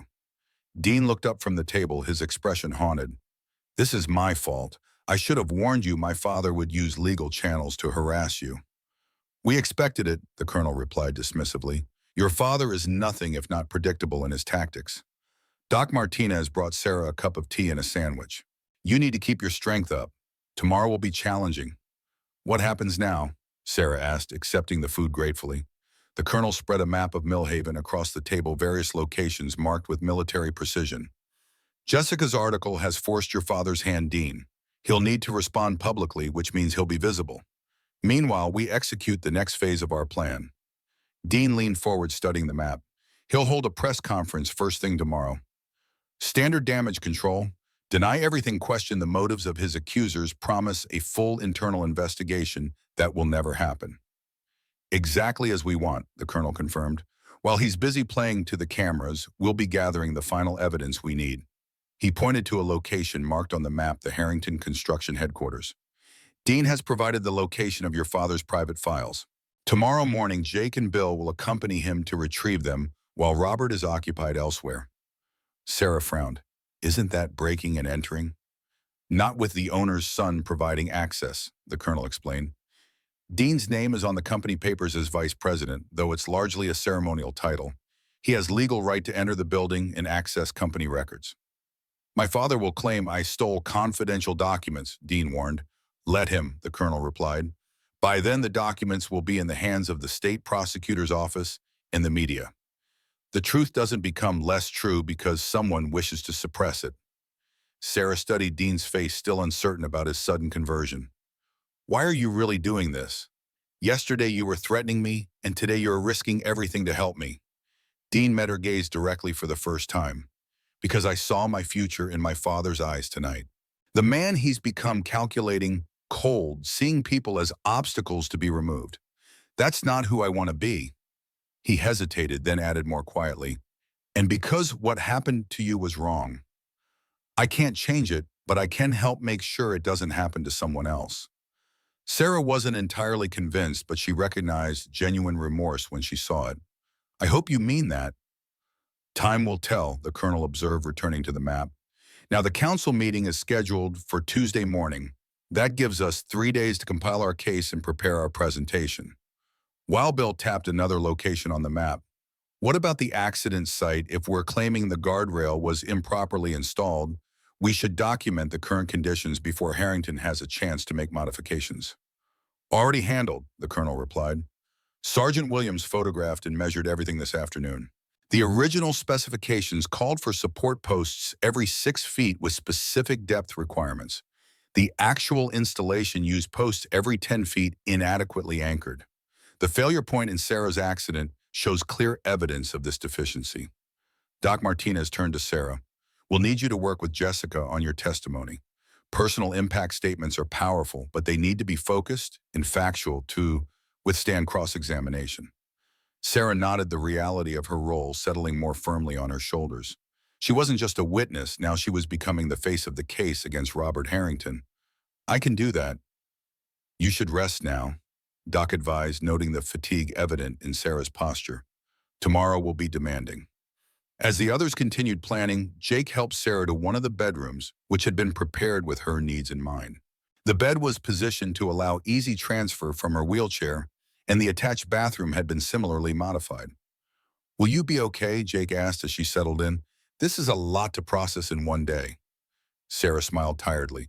24 hours ago, I was just a girl in a wheelchair getting breakfast. Now I'm at the center of a conspiracy investigation with the motorcycle club and the mayor's son." Jake chuckled. "When you put it that way, it does sound a bit surreal." "My father would have loved this," Sarah said, surprising herself with the realization. Not the danger, but the justice of it. Standing up against corruption, protecting the community. "That's exactly who he was," Jake agreed. "During training, he always said the purpose of strength is to shield others who don't have it." Sarah felt a wave of emotion wash over her grief for the father she had lost, pride in the legacy he had left, and determination to see this through. "Thank you for being here, Jake.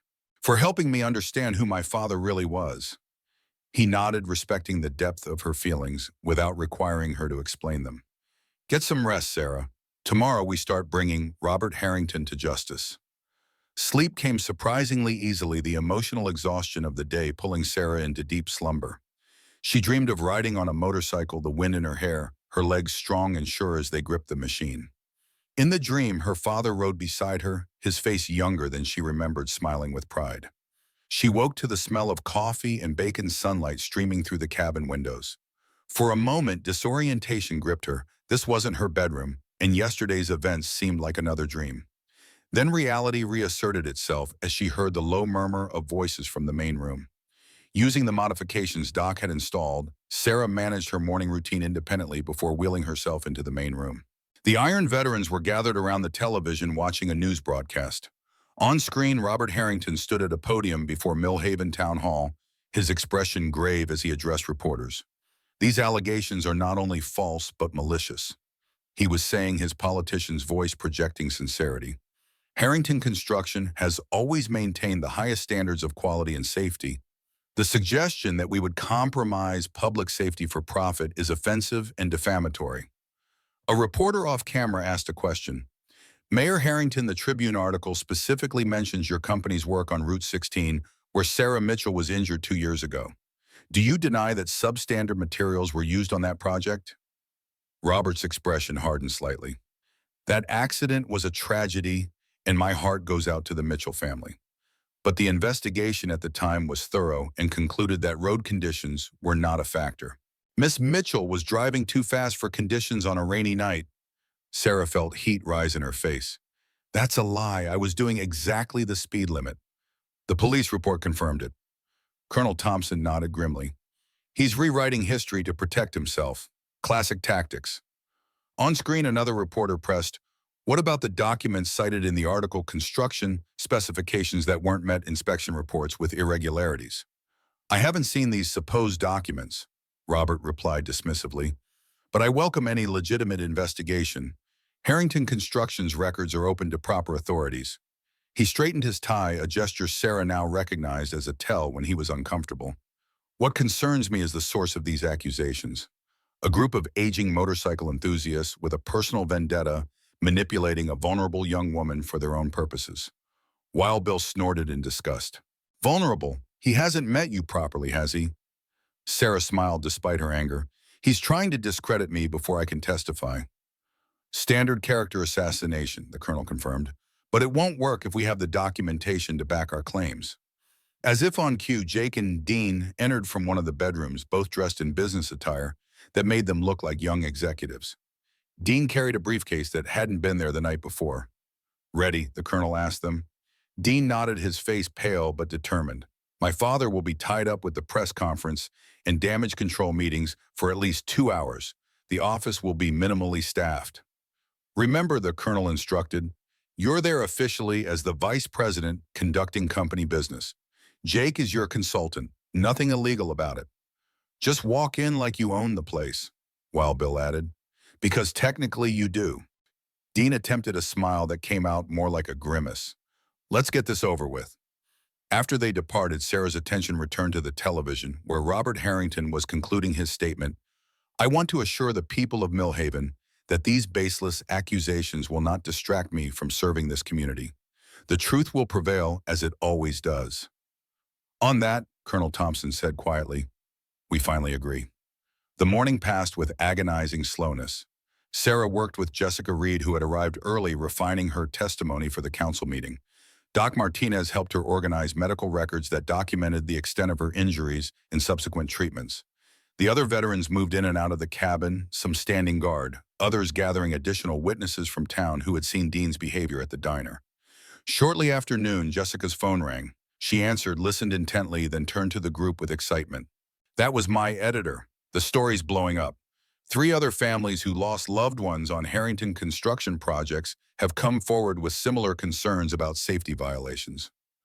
"The dam is breaking," Colonel Thompson observed with satisfaction. "Once people believe they'll be heard, the truth has a way of emerging." A vehicle approached outside, gravel crunching under tires. Through the window, Sarah recognized Jake's truck. Her heart raced with anticipation as he and Dean entered, both looking grim but determined. Dean placed the briefcase on the table and opened it, revealing folders filled with documents. "My father's private records. Project budgets showing where costs were cut, emails ordering foremen to ignore safety regulations, and financial records of payments to inspectors and local officials." The colonel examined the papers with methodical precision, his expression darkening as he read. "This goes beyond negligence. This is systematic corruption and fraud." "There's more," Jake added, pulling a small flash drive from his pocket. Digital copies of everything plus voice recordings Dean found in his father's computer. Conversations with Sheriff Morris and 2 council members discussing how to handle problems with inspections. Sarah stared at the evidence, the full scope of Robert Harrington's corruption becoming clear. He built his entire business on cutting corners and bribing officials. "And his political career on covering it up," Dean confirmed, collapsing into a chair with the air of someone who had just completed an exhausting marathon. "There are records going back 15 years, including," he hesitated, glancing at Sarah with genuine regret, "including notes about your father's accident. It wasn't random, Sarah. Your father had scheduled a meeting with the State Transportation Department the day after he died." The room fell silent as the implications settled over everyone. Sarah felt a cold certainty in her stomach. "He had my father killed." "These records don't explicitly confirm that," Jake cautioned, "but they establish motive and a pattern of eliminating threats."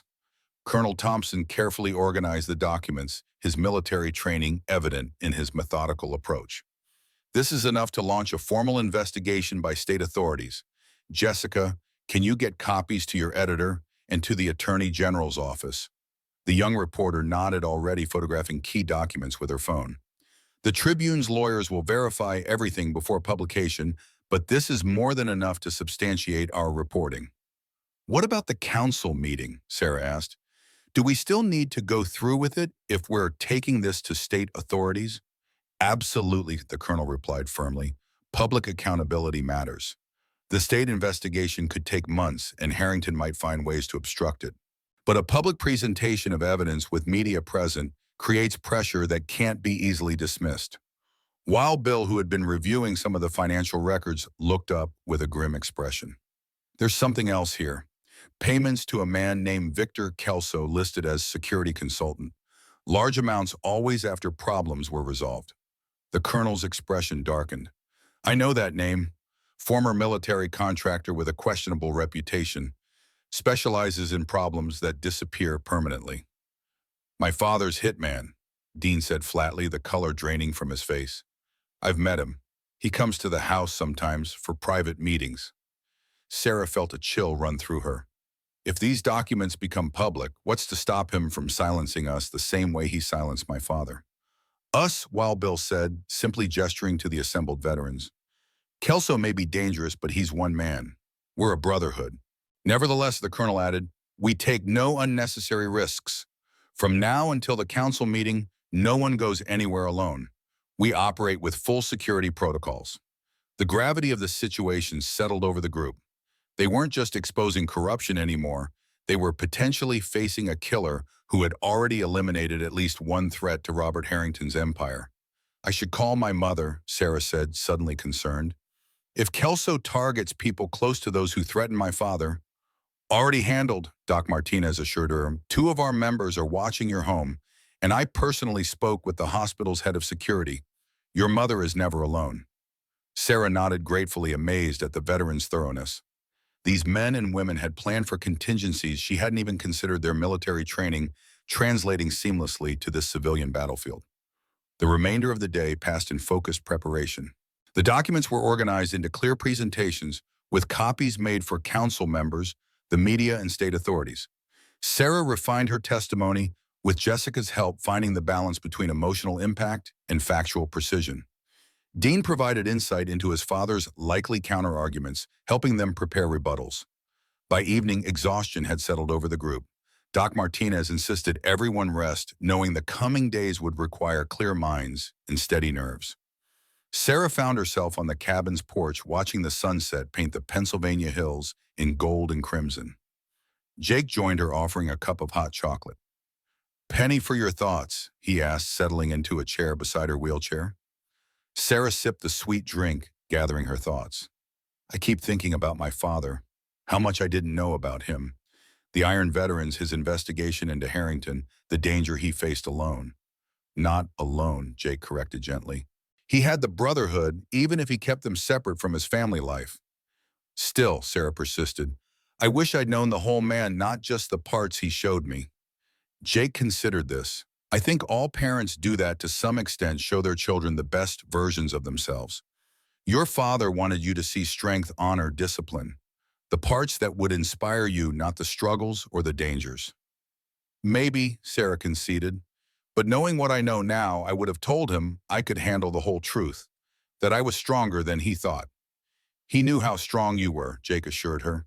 "He told us stories about his daughter, the gymnast, who never quit, who practiced until her hands bled, who fell 100 times and got up 101. Sarah smiled at the memory.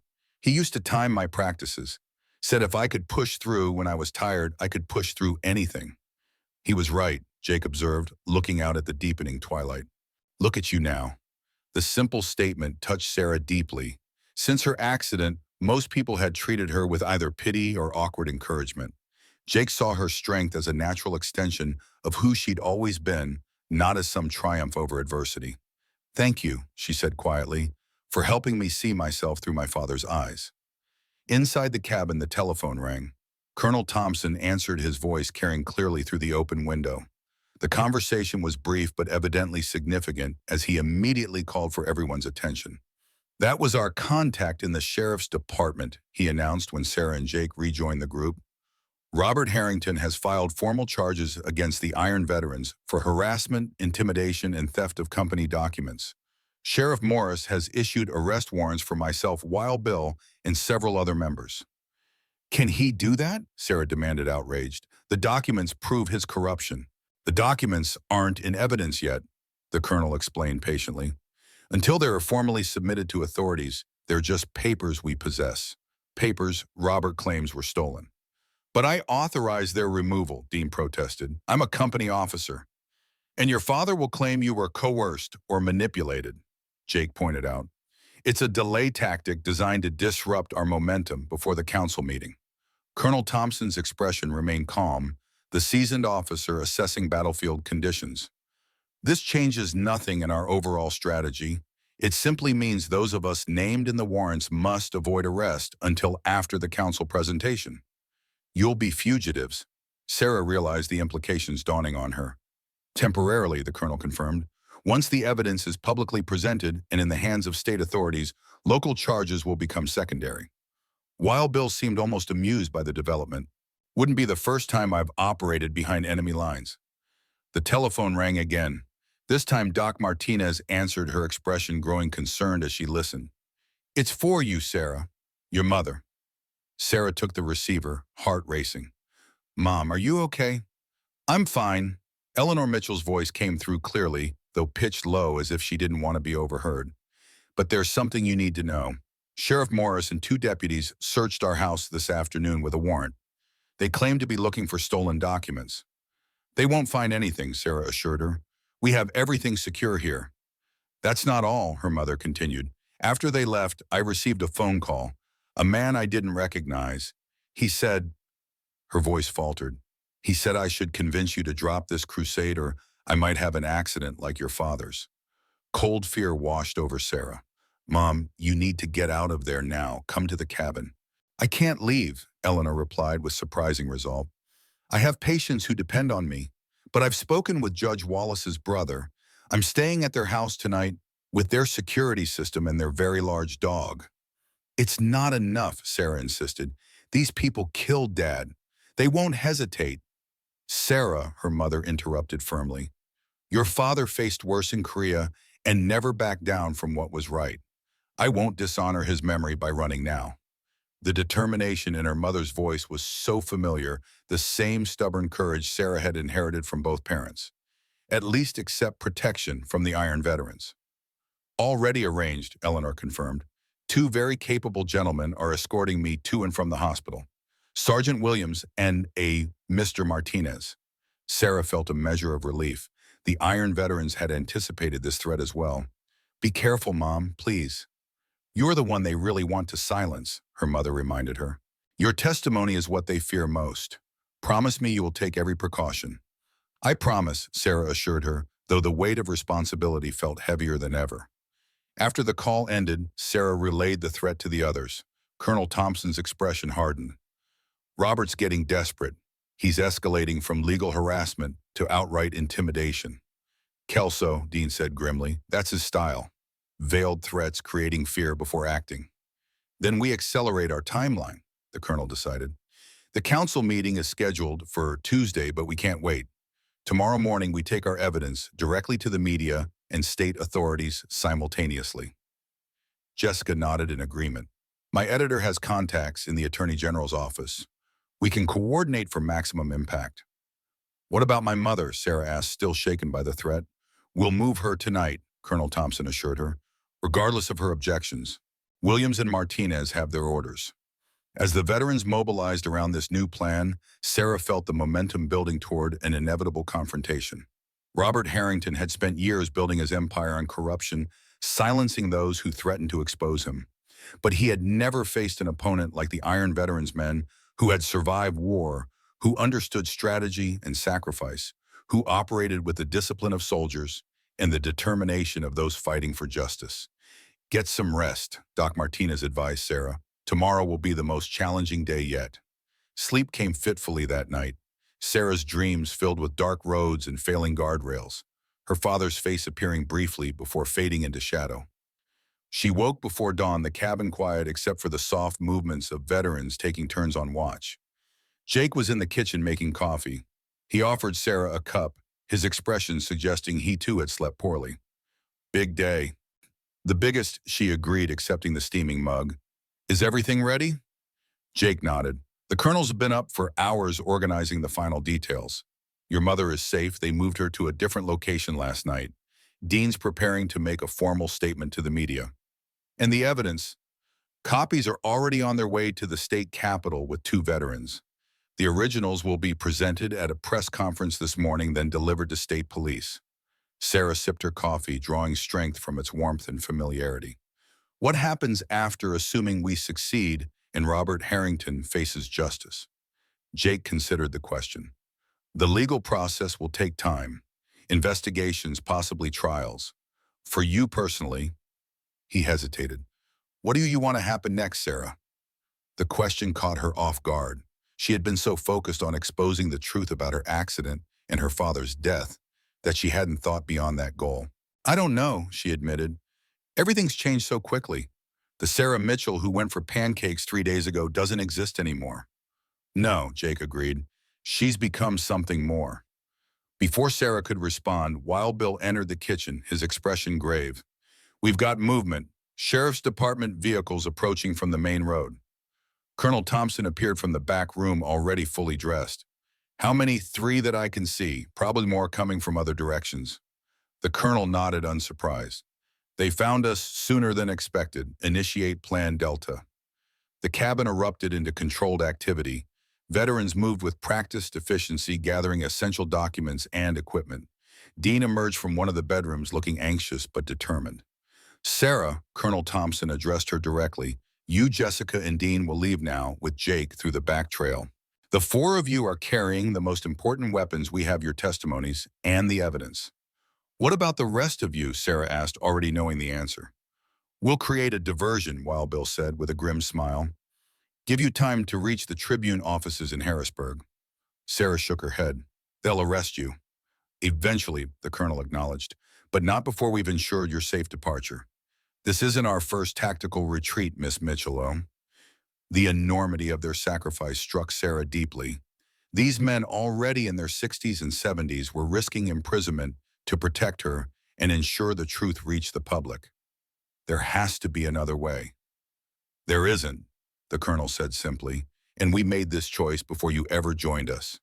Your father would have done the same for any of our children. Jake appeared with Sarah's packed bag, slinging it over his shoulder. We need to move now. The sheriff's vehicles are less than a mile out. With a heavy heart, Sarah allowed Jake to wheel her toward the cabin's rear exit where an off-road vehicle waited. Dean and Jessica followed, carrying the precious documentation. At the door, Sarah paused, looking back at the assembled veterans. Men who had fought in Korea, Vietnam, and a dozen other conflicts, now preparing for one final battle on the home front. Thank you, she said, the words wholly inadequate for what she felt. For everything. Colonel Thompson saluted her, a gesture of profound respect.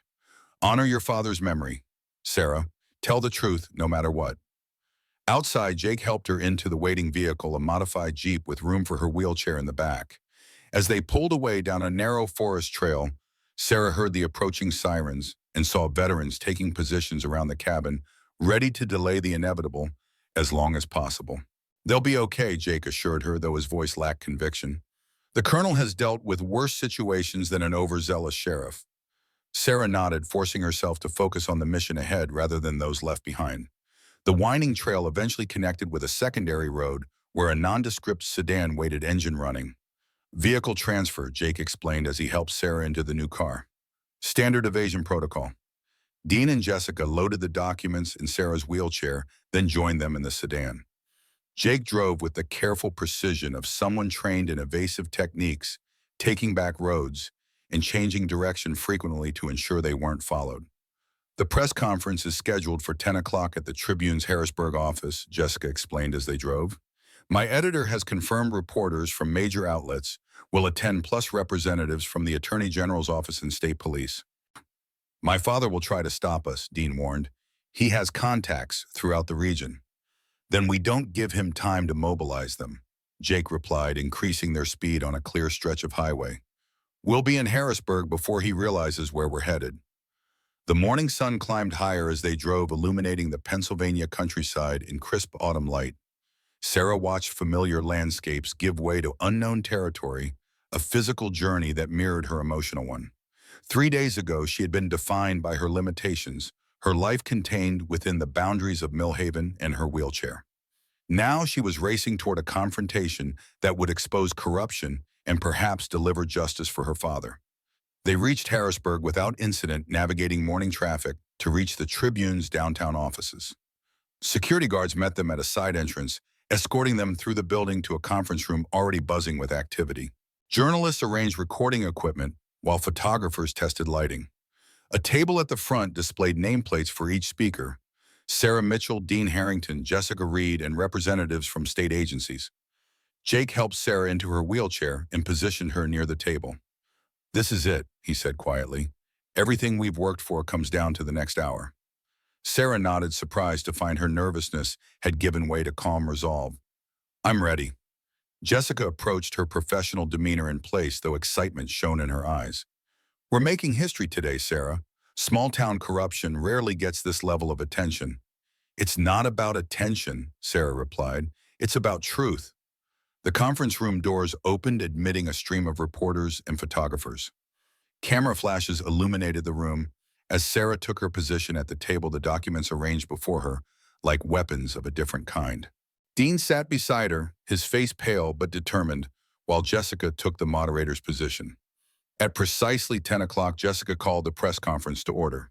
Ladies and gentlemen, thank you for coming. Today we present evidence of systematic corruption, fraud, and criminal negligence by Harrington Construction and Millhaven Mayor Robert Harrington. As Jessica outlined the allegations, Sarah studied the assembled media. Most were focused on the sensational aspects: the mayor's corruption, the cover-ups, the possible murders. Few seemed to recognize what Sarah now understood clearly, This wasn't just about one corrupt official or one negligent company. It was about the courage to stand against power, to demand accountability, even when the cost was high. When her turn came to speak, Sarah wheeled herself to the microphone, feeling the weight of her father's legacy guiding her words. 2 years ago, my car went off Route 16 when a guardrail failed. The accident left me paralyzed from the waist down. But the real tragedy wasn't just my injury, it was learning that it could have been prevented.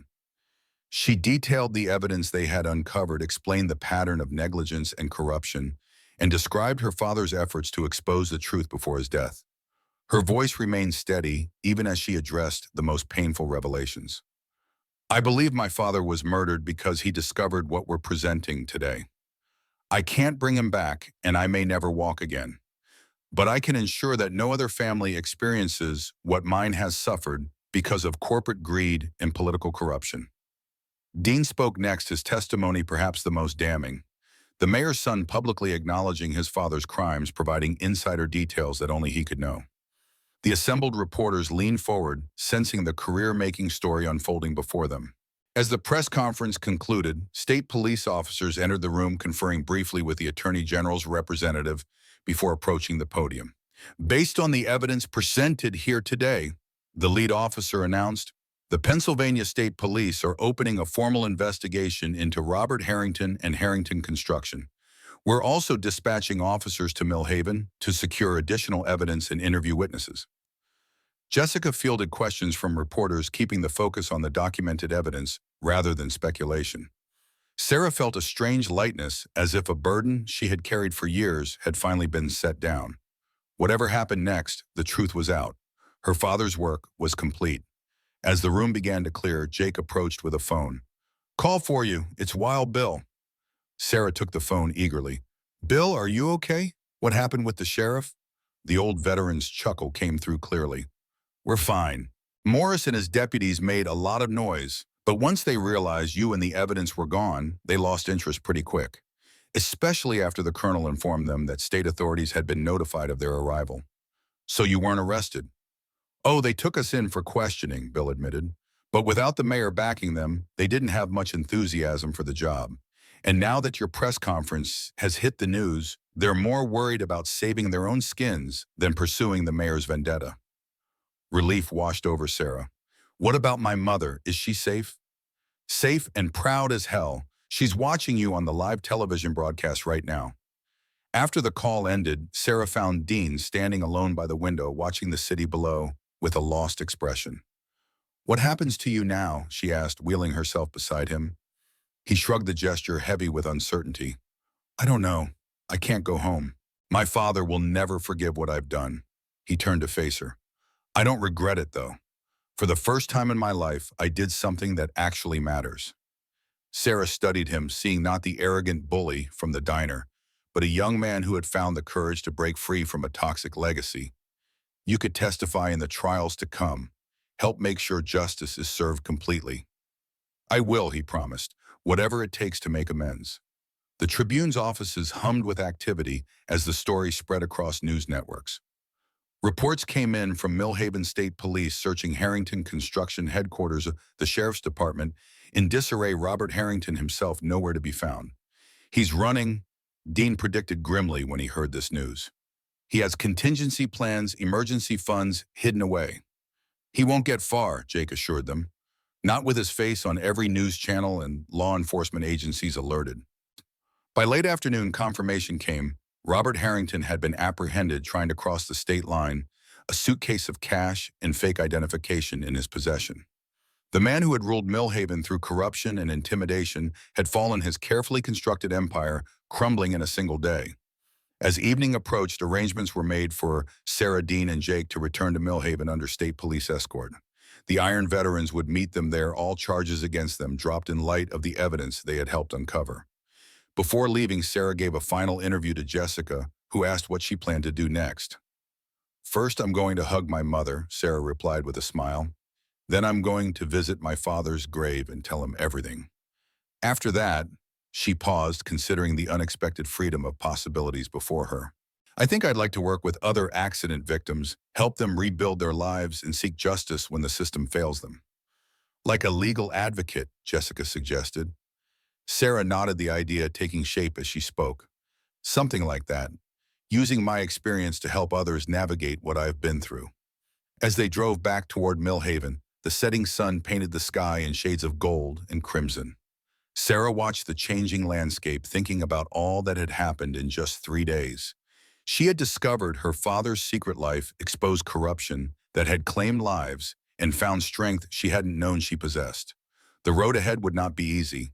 There would be legal battles, public scrutiny, and the ongoing challenge of rebuilding her life. But Sarah Mitchell was no longer defined by what she had lost. She was defined by what she had found: courage, purpose, and a legacy of justice that would honor her father's memory. As they crested a hill overlooking Millhaven, Sarah saw a line of motorcycles waiting at the town limit. The Iron veterans stood at attention beside their bikes, a guard of honor for her return. Among them was Colonel Thompson, his military bearing unmistakable even at a distance. "Welcome home," Jake said softly as they approached. Sarah smiled, watching the veterans salute as their car passed. Home had taken on a new meaning, not just a place, but a community of people committed to standing together against injustice. Her father's legacy, now her own. The Iron veterans fired up their engines, forming an escort as they entered the town. Their thundering advance announced a simple truth to everyone who heard: justice had finally come to Millhaven, riding on steel horses guided by men of iron will. And seated in the car at the center of this procession, Sarah Mitchell felt the weight of her wheelchair fade against the lightness in her heart. The road ahead was open, and for the first time since her accident, she faced it not with resignation, but with purpose, the daughter of a hero, becoming a hero in her own right.